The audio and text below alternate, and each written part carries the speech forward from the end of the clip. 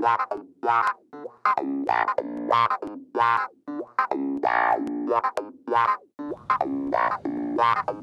there, I'm Rick Schultz from Virtual Dynamics, and I wanted to take some time today to talk with you about loudspeakers. It's something that you can do that will cost almost no investment of money, just a little bit of investment of your time, to be able to make a really big improvement on almost virtually any loudspeaker. Now, of course, what we're going to be using here is a conventional loudspeaker with a dynamic driver, and I'm going to be showing you how to be able to increase the quality of the sound of the driver from a very, very simple little tweak that's very commonly, or very seldomly, I should say, seen in high-end audio speakers. So it basically would apply to anything. I've done it on speakers starting at about $500 a pair, all the way up to $45,000 a pair.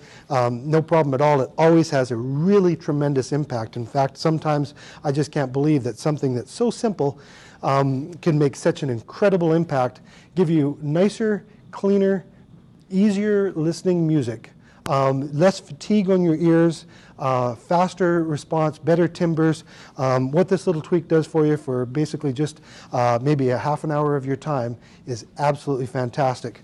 So what we're going to do actually is, what we're talking about is actually taking the original screws that hold the drivers in, and you can see right here that the screw is holding this driver in. I'm just going to zap that out of there.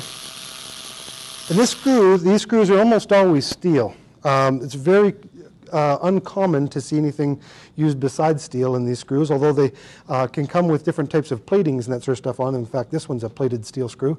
The problem with them is that they resonate, and the high frequency energy that builds up on drivers really doesn't get a chance to get away.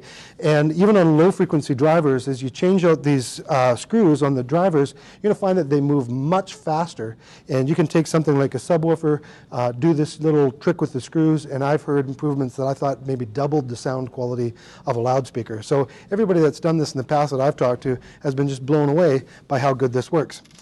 Basically, when you put in the brass screw, you want to be looking for an exact replica, if you could, in a brass screw. That's sometimes very hard to find, but you'll notice on this one we have a wood screw type thread on it, and typically on a brass screw, you're going to find some sort of a different head. Often they're going to be a slotted head, which that's fine. You can put that in there. It's going to look real great too. By the way, it usually accents the drivers and looks really fancy.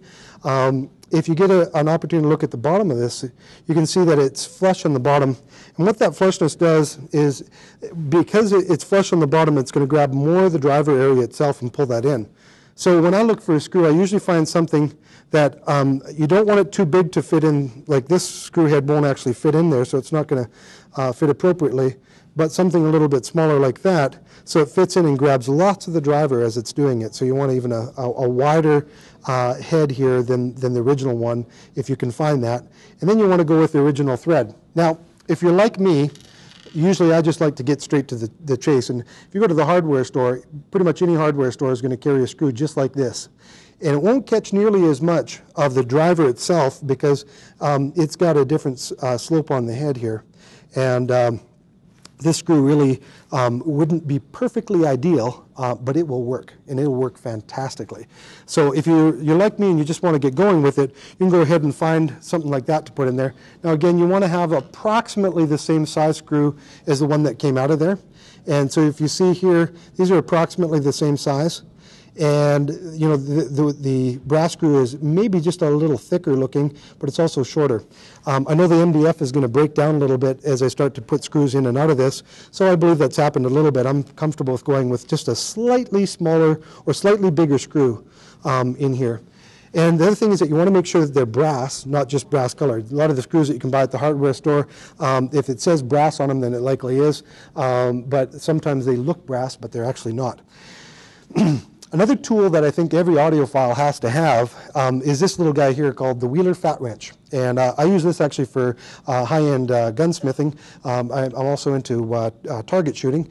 And we use this to be able to take our stocks and fasten them to our rifles, and same thing with scopes and that sort of stuff. So just helps to be able to get the right amount of pressure. And this thing, you can set it anywhere between about 5 inch-pounds and about 70 inch-pounds, which is way, way too much for an application like this. We're going to be talking under 10 inch-pounds for this. And so the Fat Wheeler wrench, or the Fat Wrench by Wheeler, is a perfect tool to be able to work with your loudspeakers on. Why? Because as you do this, one of the most important things that you can do as you're replacing your screws is get the amount of torque of each screw to be as identical as possible.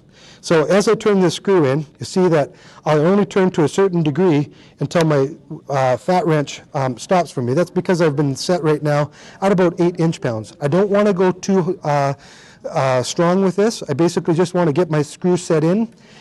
My screw's going to be set in tightly, and my driver's going to be tight. I know because I left my original screws all in there, and that's holding it tight. So I'm leaving that one in. I'm replacing it with the brass, and then I go and I'll take my second screw and I'll pop it out. Go right across from the original one, and then you'll want to put another brass screw in there. Once that one's done, pull your next screw, put another brass screw in.